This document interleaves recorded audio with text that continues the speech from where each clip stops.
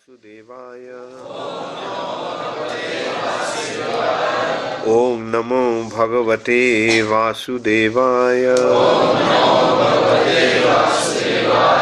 Om Namo Bhagavate Vasudevaya.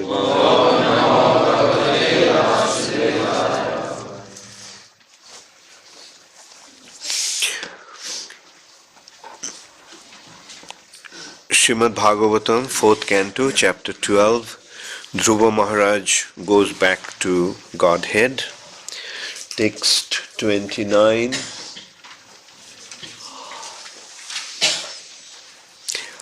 Parityabharcha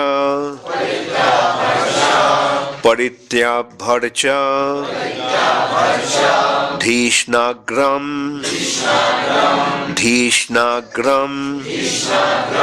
Parshadav Abhivanda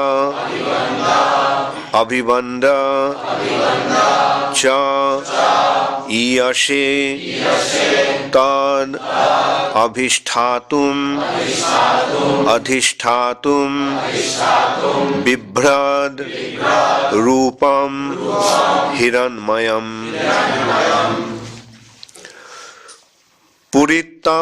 Paritabharcha Dhishnagram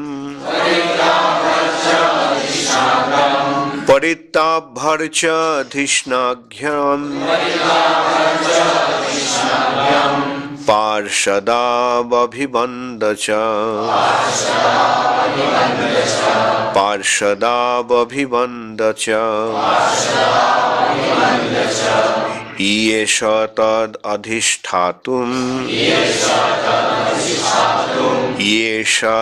adhishtatum Bibhrad Rupam Hiranmayam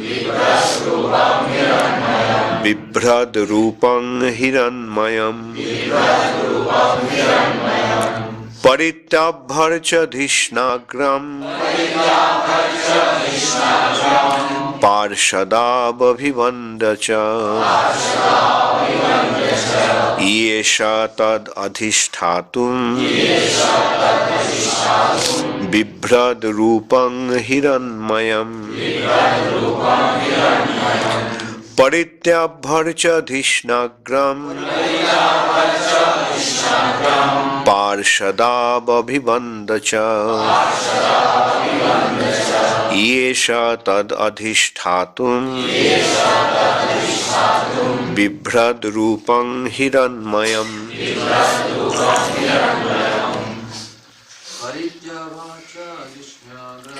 Paritabharcha Dhishnagram Parshadabhivandacha Yesha tad adhishtatum Bibhrad Rupam Hiranmayam Parityabhyarcha Dhishnagram Parshadabhivandacha Yesha tad adhishtatum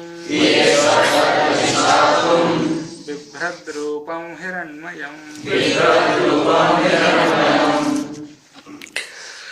Paritabharcha Dhishnagram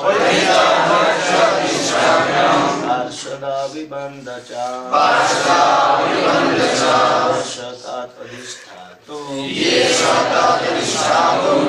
Bibhrad Rupam Hiranmayam Paritabharcha Dhishnagram Parshadabhivandacha Yesha tad adhishtatum Bibhrad Rupam Hiranmayam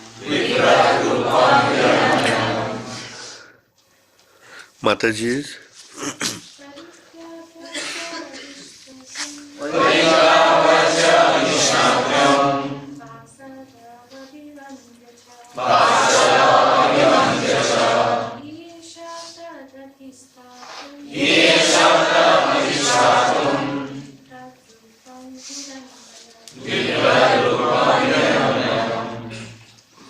Paritya having circumambulated,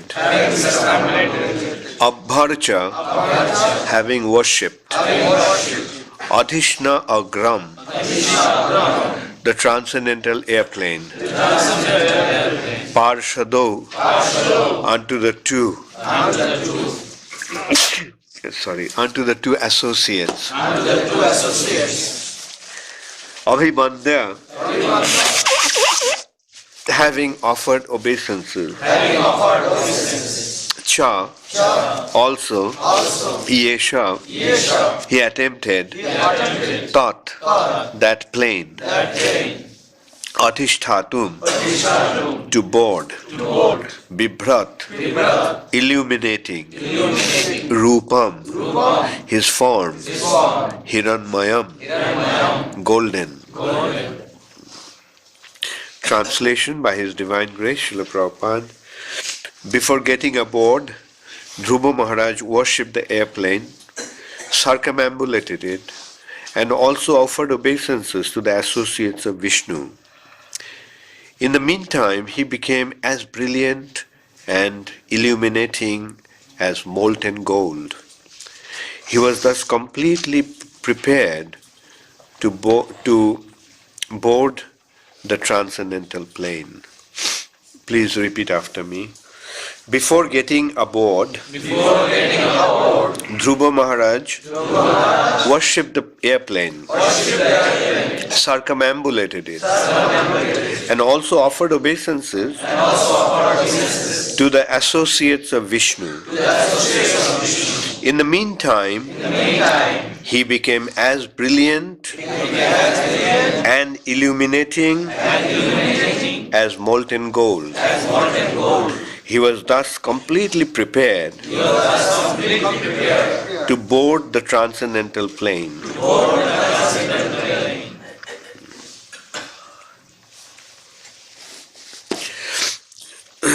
Purport by Srila Prabhupada. In the absolute world, the plane, the associates of Lord Vishnu and Lord Vishnu himself are all spiritual. There is no material contamination. In quality, everything there is one.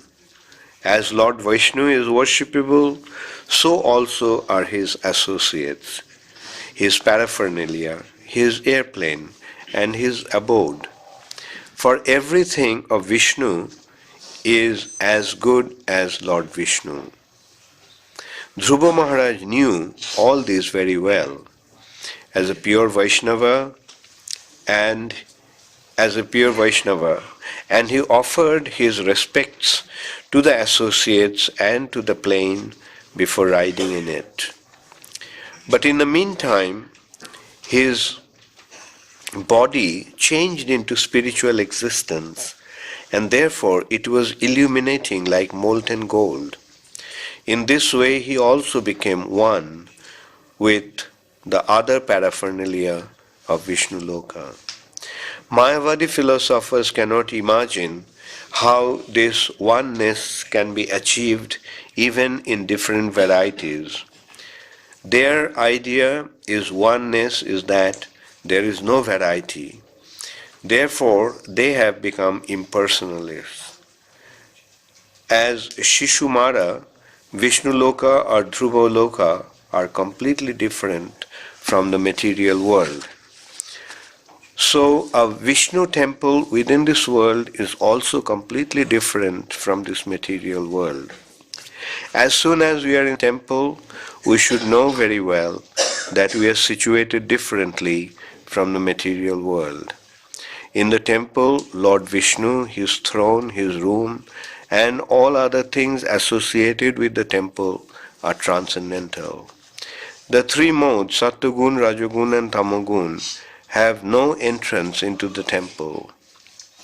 It is said, therefore, that to live in the forest is in the mode of goodness, to live in the city is in the mode of passion, and to live in a brothel, liquor shop, or slaughterhouse is in the mode of ignorance. But to live in the temple means to live in Vaikuntha Loka.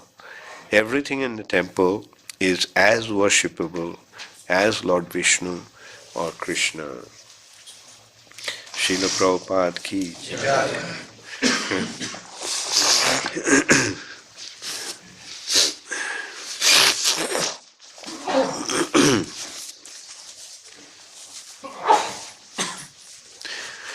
Paritabharcha dhrishnagram parshadabhibandacha Yesha tadadhishthayatum bibrad rupam hiranmayam. Before getting aboard, Dhruva Maharaj worshipped the airplane, circumambulated it, and also offered obeisances to the associates of Vishnu. In the meantime, he became as brilliant and illuminating as molten gold. He was thus completely prepared to board the transcendental plane. So, it's a very beautiful purport. So, Dhruva Maharaj is now going back to Godhead. His stay in the material nature came to an end. And because he achieved his spiritual perfection, the associates came from the spiritual sky to take him back to Godhead. And here we can see how one goes back to Godhead. A chariot came for him. Generally, when we die, we have to deal with that situation all by ourselves, all alone. There is a saying, we came to this world alone, and we also have to leave this world also alone. But here we are seeing that for a pure devotee who has achieved his spiritual perfection, the associates of the Lord come to escort him to the spiritual sky in a very, very special vehicle. Going back, he doesn't have to struggle to go back there. He is just, the vehicle comes, all he has to do is get into vehicle. So that is how the Supreme Personality of Godhead takes care of his devotees. You surrender yourself to Krishna, and Krishna will take care of you in all respects. That is Krishna's promise. Those who surrender unto Krishna, Krishna takes care of him. Rather, Krishna takes care of them in all respects.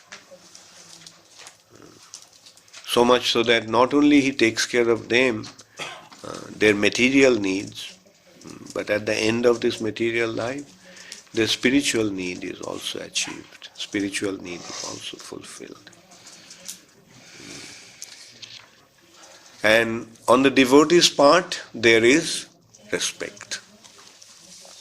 Sraddha.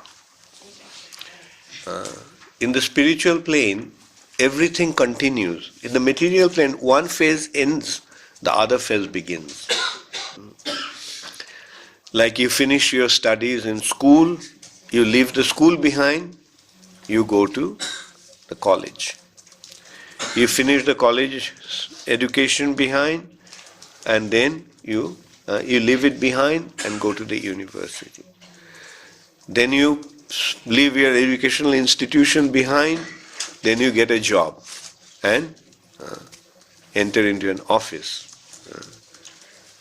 So one phase we take and the other phase is left behind.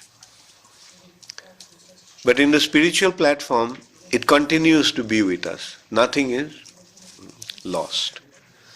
We don't leave behind everything. Everything continues to remain. Just for example, Ado Sraddha. After Sraddha comes what? Sadhu Sangha. Now does it mean that when we have sadhu sangha, we leave Shraddha behind. Shraddha continues. Shraddha continues. Not only with the sadhu sangha, throughout Shraddha will continue. Throughout sadhu sangha will continue. It is not that when we go to bhajana kriya, we give up the sadhu sangha and get into bhajana kriya. And not that when we go into anartha nibritti, we leave behind bhajana kriya. No, everything continues. In sadhu sangha, Shraddha continues. All throughout Shraddha will continue.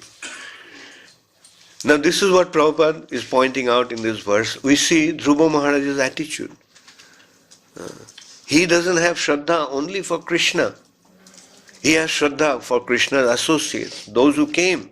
He is offering them respectful obeisances.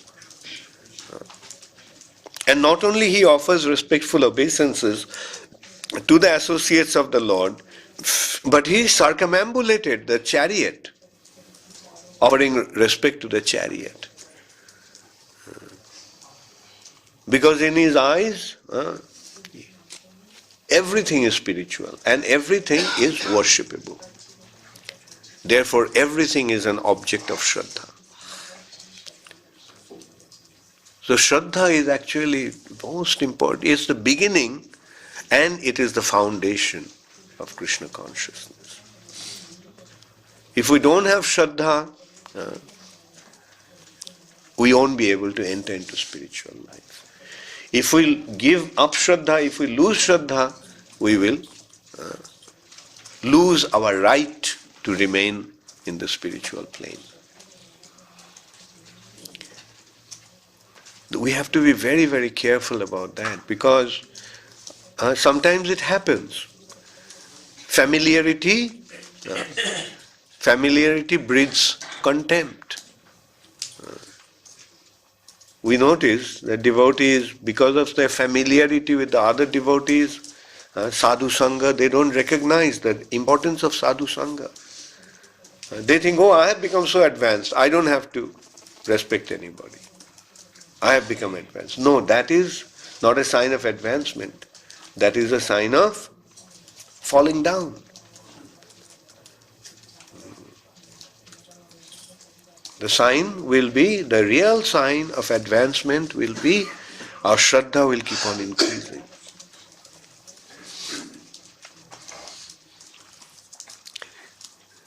Incidentally, the other day when I was in Mayapur, there was a program with the Bhakti Vriksha devotees from Calcutta. And there were 1,300 Bhakti Vriksha devotees came to participate. That's why I actually went to Mayapur to take part in that program. They requested me to come. And the first day's topic was Shraddha. In the association of devotees. Did anybody watch the program? Okay, so then I can repeat it what I said. Otherwise probably you would get bored. Then again also in spiritual life, repetition is not boring. Prabhupada is pointing out that is the spiritual nature, the nature of the spiritual reality. That we say, for example, we chant Hare Krishna. We keep chanting. For how many years we are chanting? Many of us are chanting for 30, 40 years. Did we get bored chanting Hare Krishna? We never get bored. We never get tired. Every morning, the first thing, Hare Krishna, Krishna Krishna, Hare Hare, Hare Ram, Ram Ram, Hare Hare. So in spiritual platform, we just continue doing whatever we are doing, and we find that it never becomes boring. It's always needful. It's always coming. We're reading Bhagavad Gita. Again and again and again we read So similarly in Krishna consciousness, we may keep on hearing one thing again and again, but the wonderful thing is that they will come with different meanings or different enlightenment. Not different, but more revelation. It's not different, rather comes with more revelation.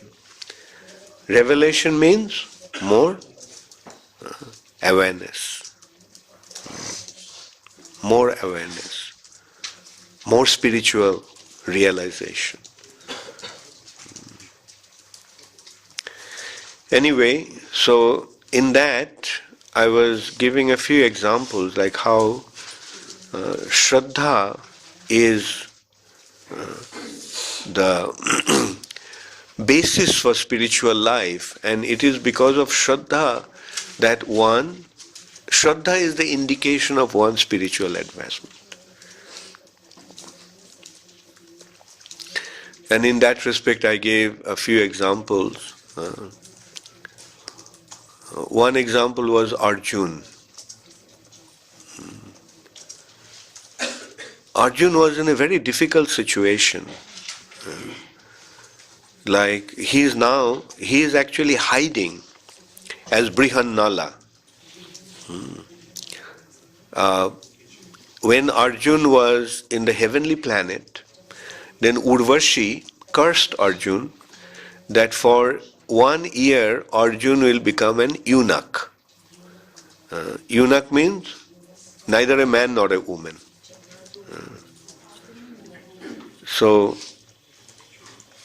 And Arjun took advantage of that when he was hiding incognito in the palace of King Drupad. Arjun became neither a woman nor a man. Brihan, and he assumed the title Brihannala, and he became the dance teacher of the princess Uttara. He was a dance teacher, and so Arjuna was teaching dance, and Kauravas attacked Drupad's kingdom. And it was a very critical situation because the Trigartas, the enemies of Virat, who are actually the allies of Duryodhan, they attacked Drupad because they thought it was a good opportunity to attack, because Drupad's general Kichak was killed by Bhima. Everybody thought it was a Gandharva who actually killed Kichak. But that Gandharva was Bhima himself. He was hiding there as a cook. Bhima was the cook, and Draupadi was a Shairendri. Shairendri means the hairdresser of the queen. And queen's brother Kichak made some unpleasant approach to Draupadi and insulted Draupadi in front of everybody, like kicked her in front of. Draupadi ran when he approached, tried to molest Draupadi. So Draupadi ran into the king's court, and there Kichak actually caught her and kicked her. And so in this way Draupadi was insulted, and Bhima became, when he got to know that, he became so furious, so he made a plan. Anyway, I don't want to get into the elaborate description of that. The thing was, Bhima killed Kichak. Kichak Badh is a very interesting episode of Mahabharata. Bhima beat him up. Actually, Bhima gave vent to his anger in such a way when he killed him that Kichak's body didn't have any shape. His flesh, his bone, everything was beaten to pulp. It was just a lump of flesh. That was Kichak. So anyway, Kichak was a very powerful general of the king. So when the news reached the enemies of Virat that Kichak is dead, so they thought it is a good opportunity to attack him. So Trigartas, which were the vowed enemies of Virat, they attacked Drupad. So Drupad went with his entire army to face the enemy. And at that time there was no one left, no male member left in the family, in the palace. The only one was the minor prince, Uttar. So at that time the Kauravas, Duryodhan and his party, including Bhishma, Drona and all, Karna, Kripa, everybody, and the entire army, they attacked from the other side. So Uttar was, when the news came that they came and they are stealing Drupad's wealth of cows. So then Uttar started to say that, I wish I had a chariot driver. Then I could teach these people a lesson, teach these Kauravas a lesson. So then Draupadi, Shailendri, told them that, you know, this Brihanala is a very expert chariot driver. He even once drove the chariot for Arjun. So everyone said, okay, then Brihanala can be the chariot driver. Let Uttar go and face the enemies. So Brihanala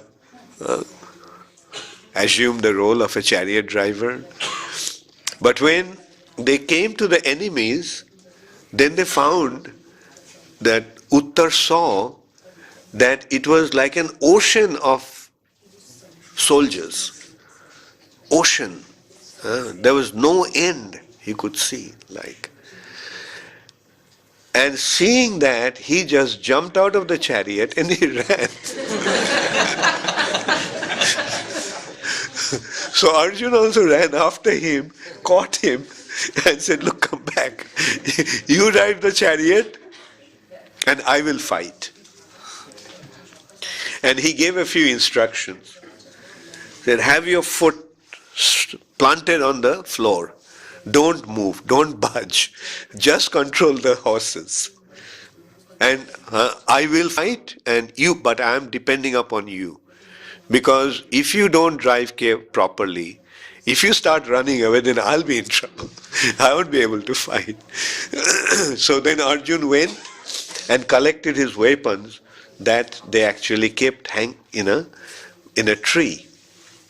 They packed up all his weapons and kept it in a tree, high up on a tree. So he went and got the weapons, and then Arjun, when he faced them, the enemies, then he shot first 2 arrows. One fell at the feet of Bhishma and one fell at the feet of Drona. So from that, this is how we can see that even when his superiors came facing him as enemies, he's still showing respects. Like this, shooting arrows at their feet meant offering obeisances with arrows. And so from that, actually, Bhishma got to realize that this must be Arjun, and especially when he fought. And Arjun alone defeated the entire army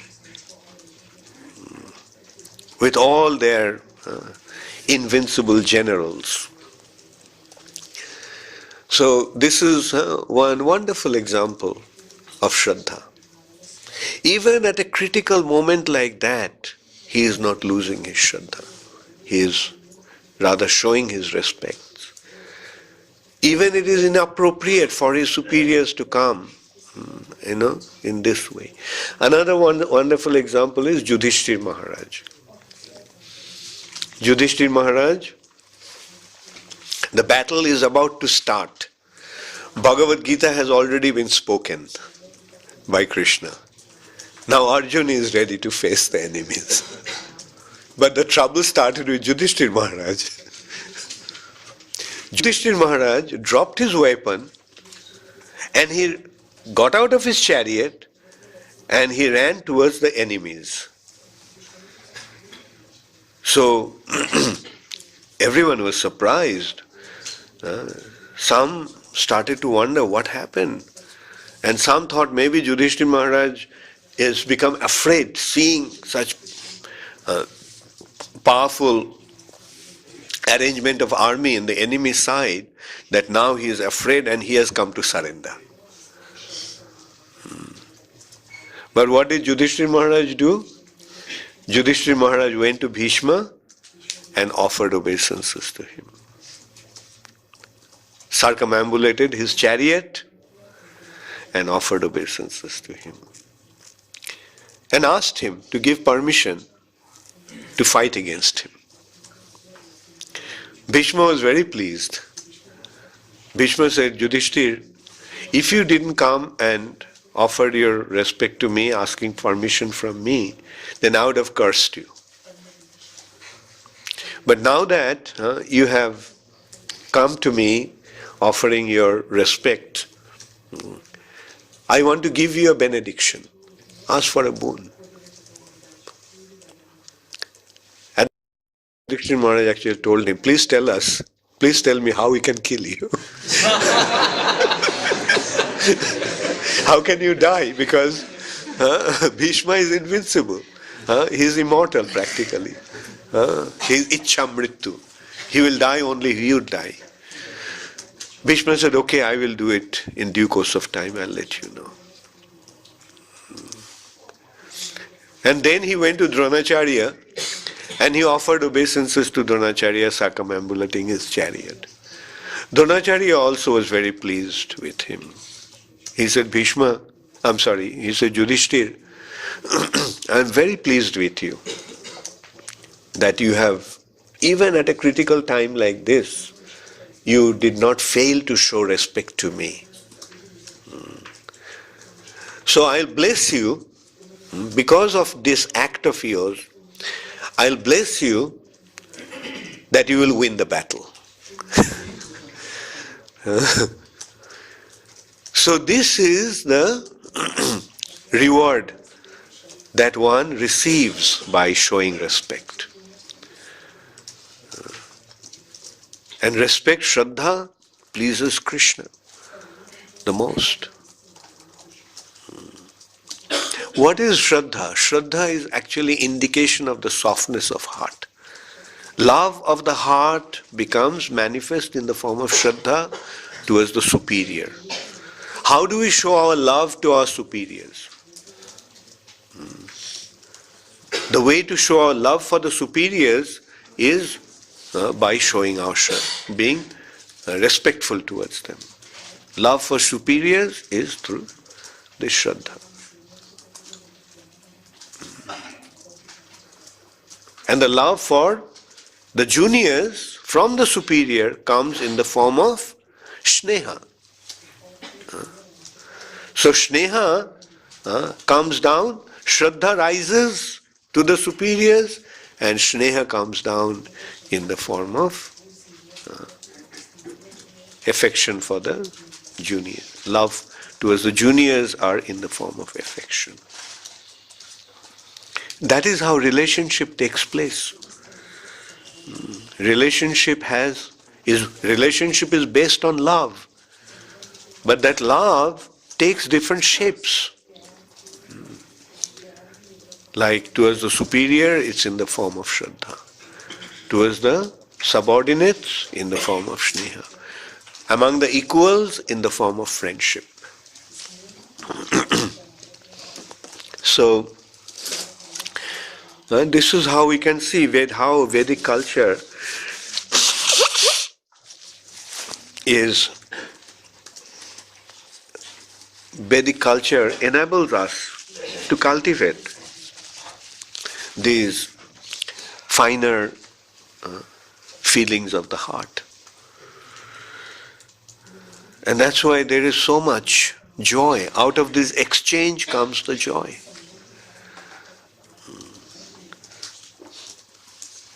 In a family, let's look at a family. When the members don't relate to each other, it's happening nowadays. First of all, there is no family.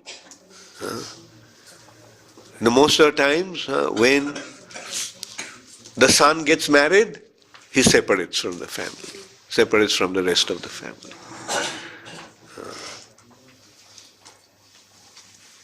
He wants to have his own setup. And then, in many cases, very soon that setup also falls apart. He runs away from the family with his wife, and then he separates from his wife also. In the West especially, I don't know about India, but most of the families are broken.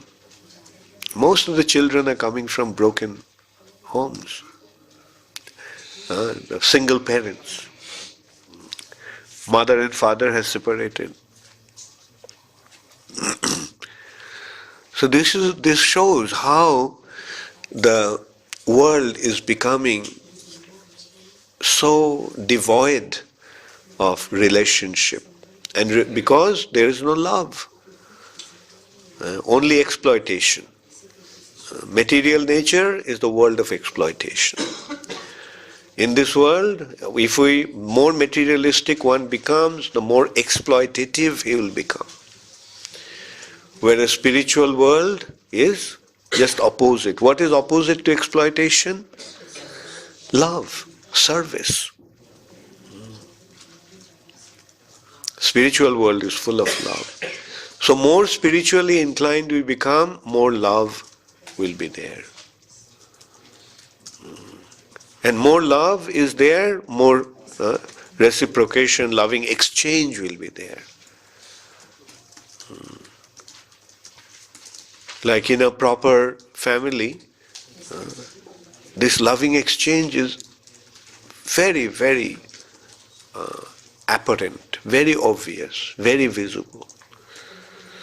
Now we have to consider that ISKCON is a family, and that loving exchange has to be there among the devotees. I feel very happy when I hear, when people come, people tell me that they came to Ujjain and they got such a nice treatment. Many people have told me. And I feel very happy to hear that. So please make it a point to have that. Offer your love to others, offer your in the form of your care and respect. And Prabhupada is pointing out, spiritual world means everything is spiritual, therefore everything deserves respect. Not that we will respect the deities but not respect the temple. Not that we will respect the deities but don't respect the articles of worship of the deities. Not that we will respect the deities but we will not respect the devotees of the deities. No, that is spiritual means everything is related to Krishna. Therefore everything deserves our respect. Therefore amanina manadena. Amanina manadena. Desiring no respect for ourselves, we should be prepared to offer all respects to others. We should remember that we have come here to develop, to cultivate this spiritual love. Let's respect, affection, friendship. Among equals, friendship, for the superiors, respect, and for subordinates, sneha or affection. And for Krishna, prema, love.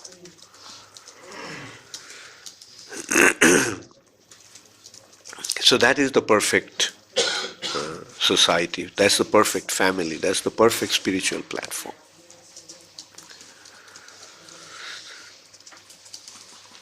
So that's why I'll just read this part again. In the temple, Lord Vishnu, his throne, his room, and all other things associated with the temple are transcendental. The three modes, Sattva-guna, Rajaguna, and Tamaguna, have no entrance into the temple. Why? Because the temple is Visuddha Sattva. What is the meaning of Shuddha Sattva or Vishuddha Sattva? Meaning, no mixture of other modes. Only goodness and goodness and goodness. No mixture of Rajagun and Tamogun. So that mode of goodness, Sattva-guna, Prabhupada is pointing out here that it is said, therefore, that to live in the forest is in the mode of goodness. The saintly people go to the forest to live in the mode of goodness. To live in the cities is in the mode of passion. To live in the city is in the mode of passion. And to live in a brothel, liquor shop, or slaughterhouses is in the mode of ignorance.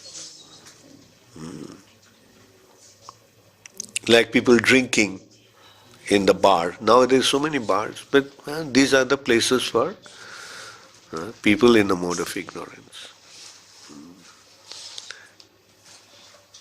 But to live in a temple means to live in Vaikuntha Loka. Vaikuntha Loka means spiritual world, in the mode of pure goodness. So make it a point to cultivate this attitude, create a pure atmosphere in the temple.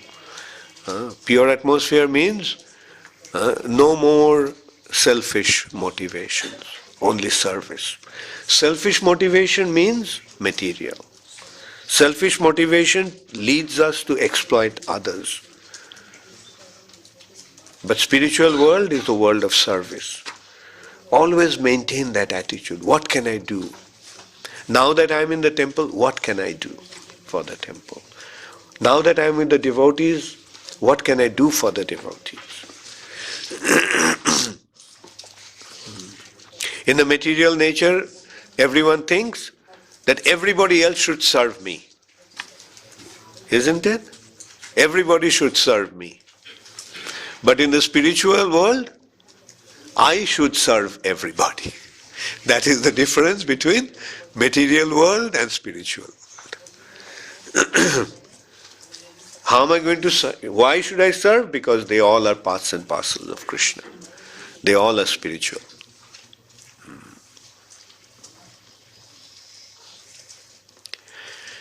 So create a very nice atmosphere, become a very good example, and Krishna will be pleased with you, Srila Prabhupada will be pleased with you.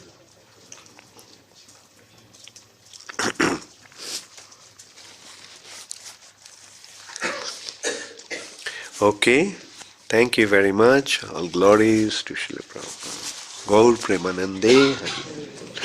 Does anybody have any question?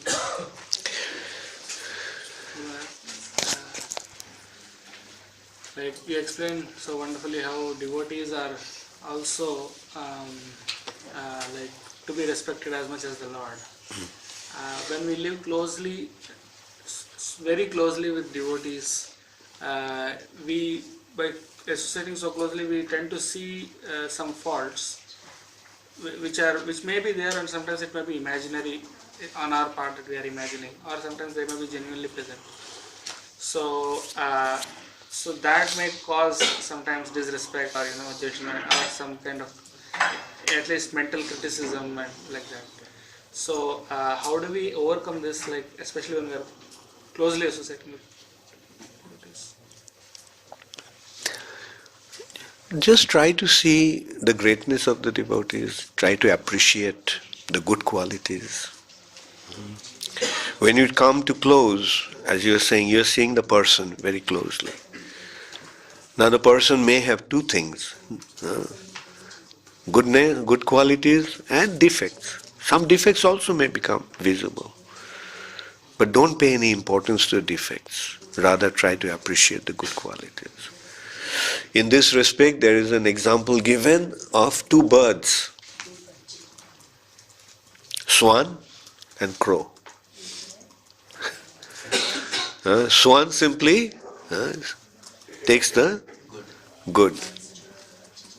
And a crow sees the dirt.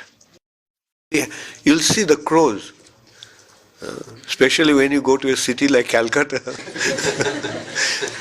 I used to notice in Calcutta, the pigeons and sparrows, they will go, like some people would give out grains. And the pigeons and sparrows will go there. But the crows will go to the dustbin. There is a garbage dump. The crows are there. Early in the morning, you see the two different types. So, there are some people also, they are like that. Some people just look for the dirt. But some others, they look for the nectar.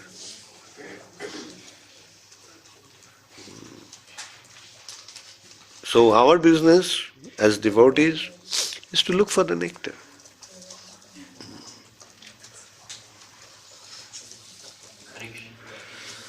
Yeah. Haribo. Just to give the example of Sraddha in critical times, sometimes when the problems comes, we lose our Sraddha.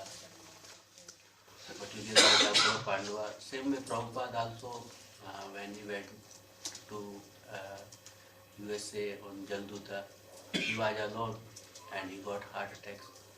But he did not lose his Shraddha, but it was increasing on Lord Krishna, completely was fully dependent on Krishna. So, but a living entity like me, when some problems come or something happens, immediately I feel that I put my faith on material things, not on Krishna. So how to? Yeah, that's why you have to practice. Sadhana bhakti means practicing. We are not perfect, but by practicing properly, the process of Krishna consciousness, perfection will come. That's why it's important to be in the right association. Like, you will always find two types of people. Some people are always seeing the bright side, and some people are always seeing the dark side or Some people are critical by nature, and some people are appreciative by nature. So we have to be careful not to associate with those who are critical by nature. Rather associate with those who are appreciative by nature.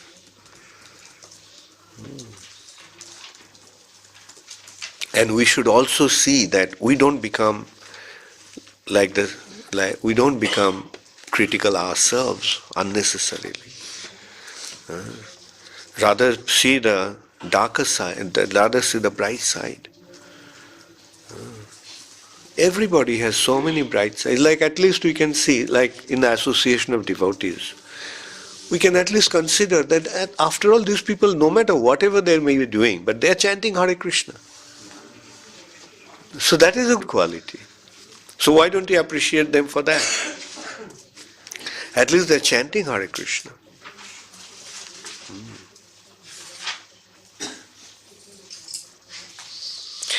Okay, Mehak from Indore, BSc. Dandavat Pranam Guru Maharaj. Yesterday in one of the purports of Bhagavatam, Srila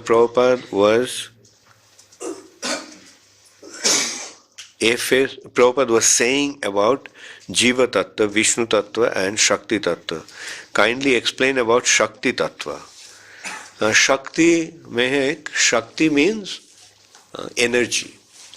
So Krishna is the energetic, and Krishna's energy is manifested in the form of Shakti.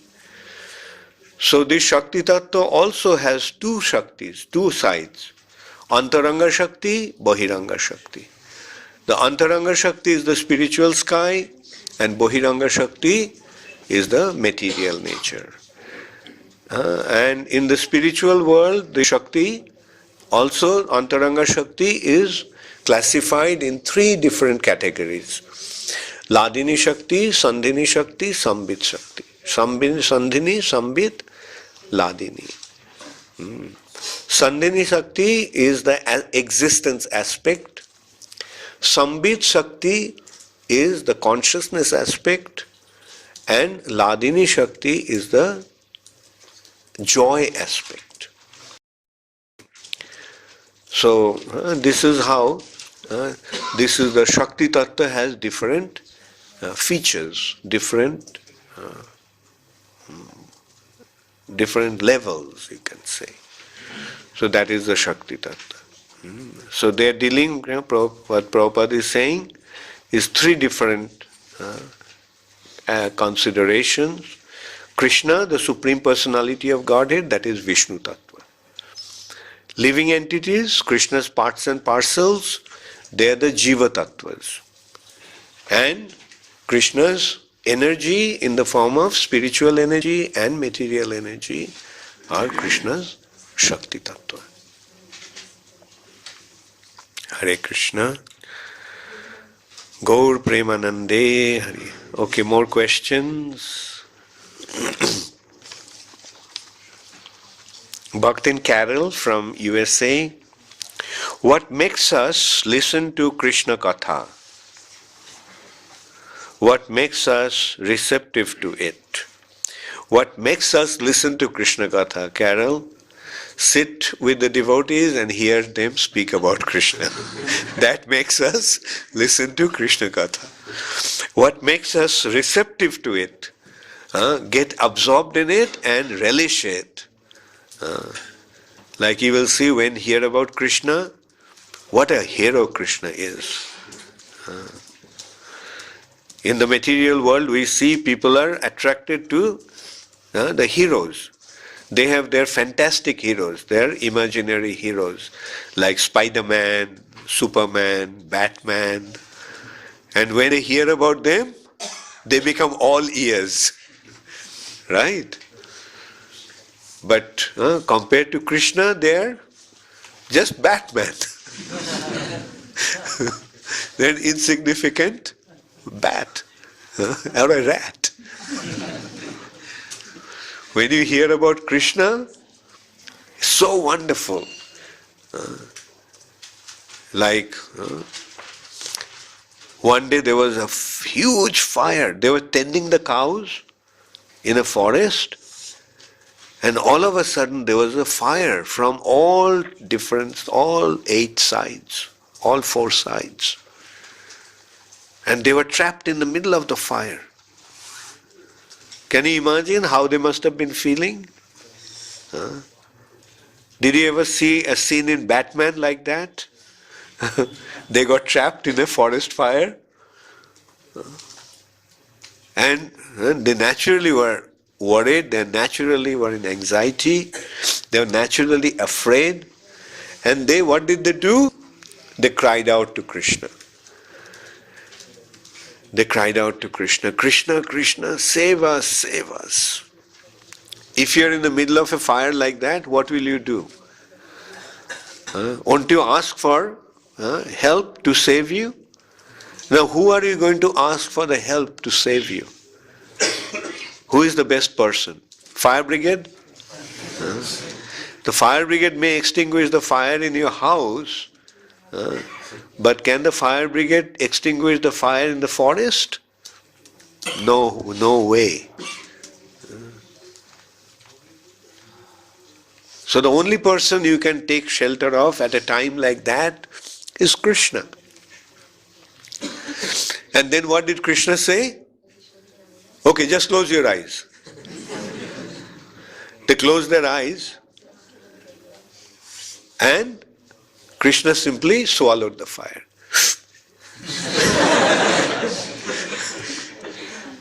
There was no fire. And as they opened their eyes, they found that their fire is gone and everything is green and the cows are perfectly situated.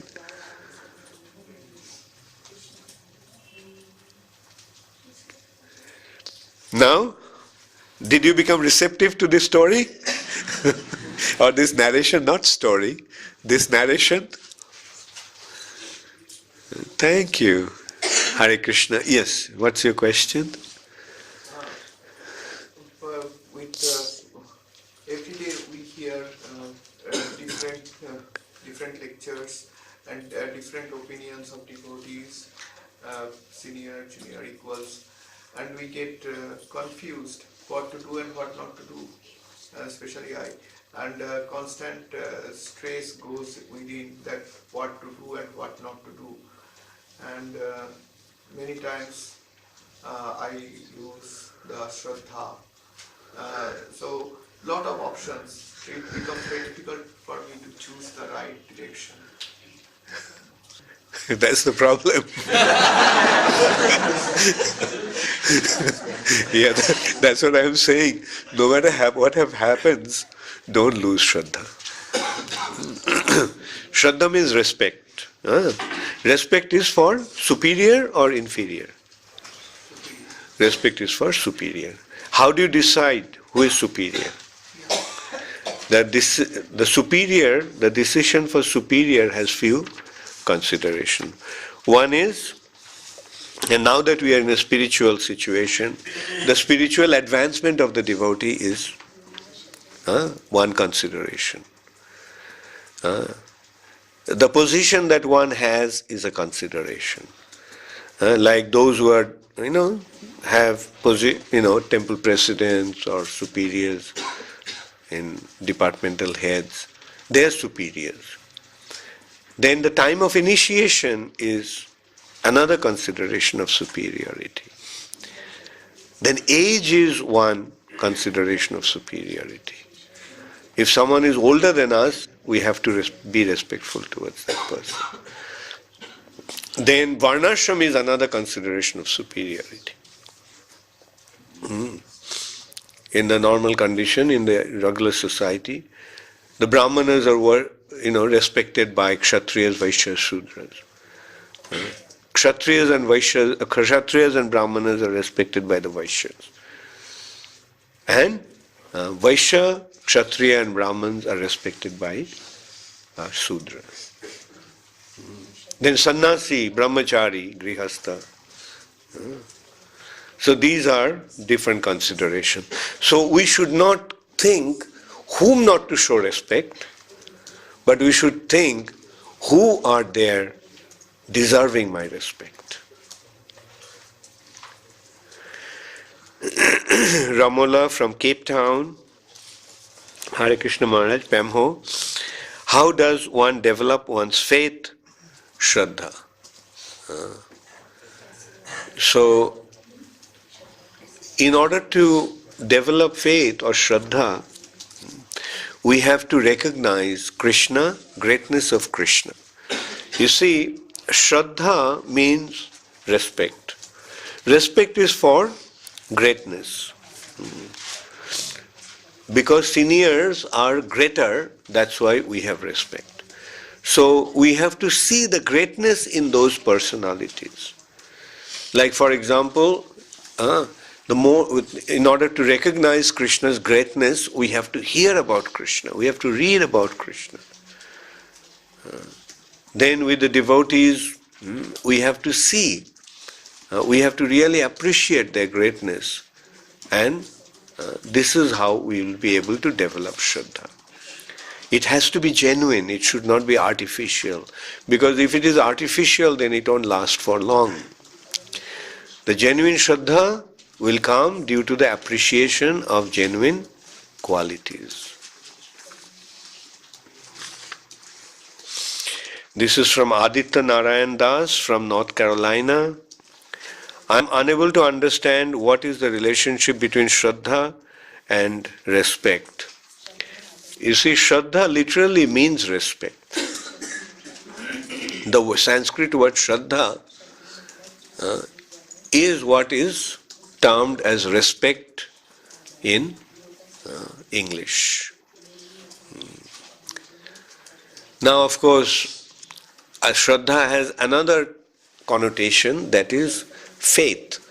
Shraddha shabde bishwas kahe, shudriro nishchoy, Krishna bhakti koile sarva karma krita hai.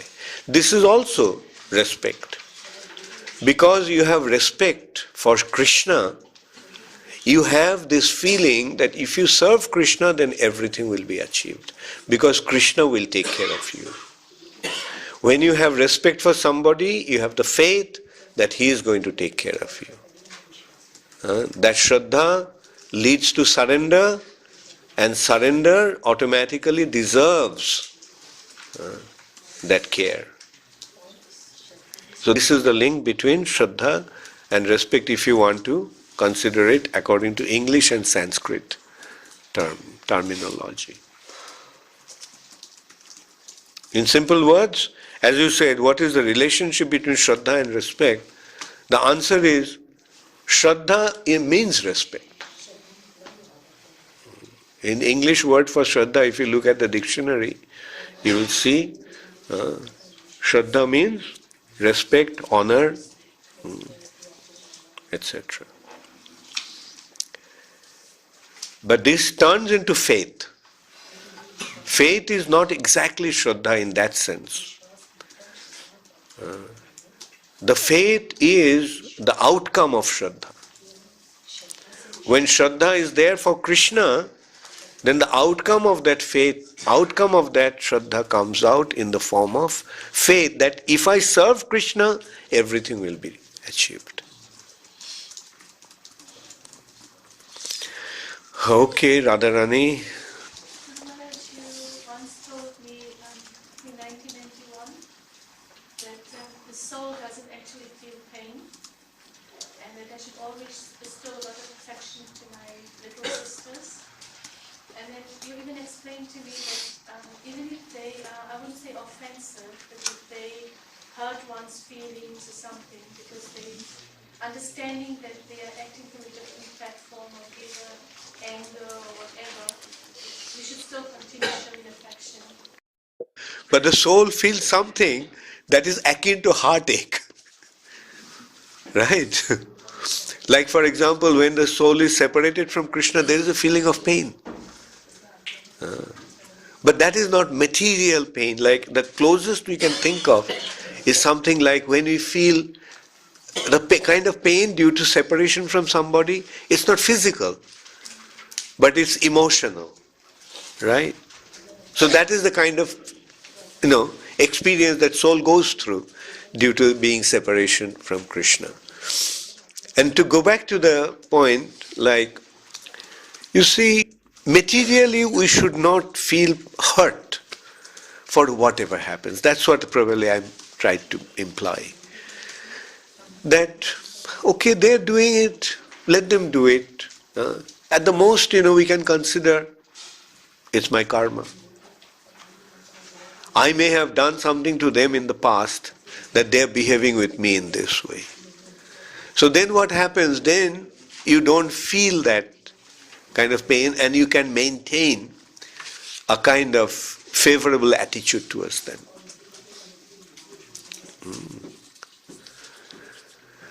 So another question, this is from Mauritius, Vishwanath Das.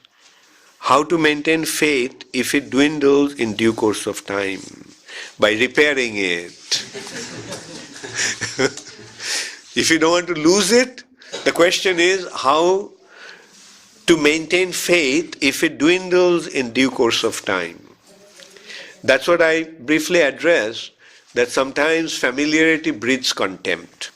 Because of familiarity, because of closeness, we fail to develop our respectful attitude towards that person. But that should not be. Like as also in answer to Krishnarchan questions I mentioned that when we come close to somebody, then we have the option to see him through his defects and through his qualities. So we should not dwell too much on the defects. Rather, we should try to appreciate his qualities. That is how we'll be able to maintain our faith. And another way to maintain your faith is, just consider if you lose your faith, then what will you gain? Will you gain something by losing your Sraddha or by losing your faith? No.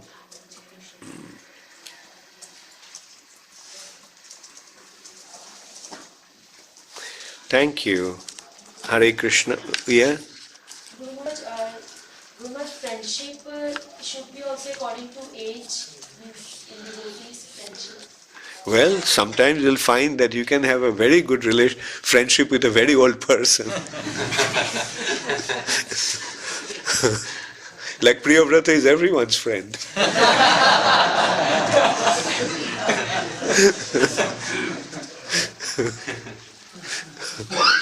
So, it's a matter of relationship. But that's true. Friendship should be according to age. Same age, we should have same friendly attitude. But then again, if the same person, a person of your same age, has a very big position, then you have to have respect for him.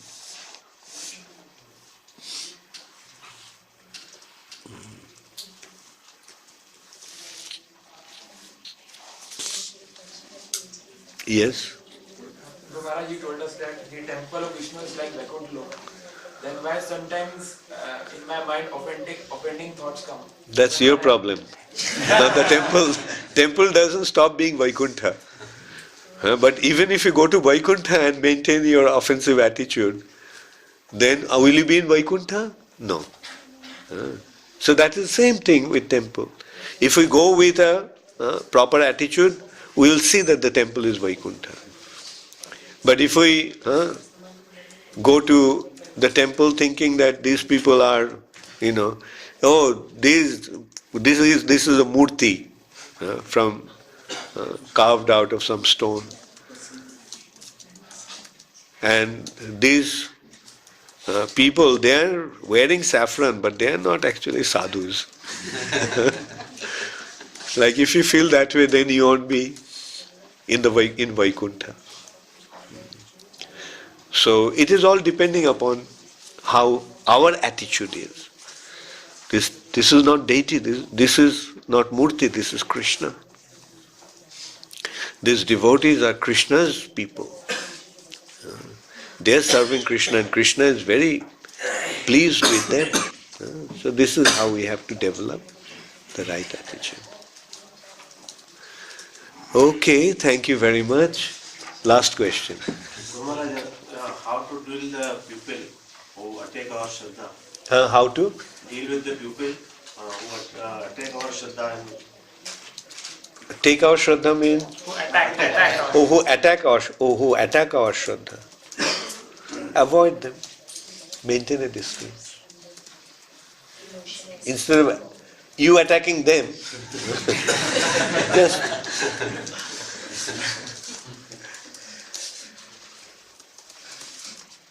right? Thank you. Hare Krishna.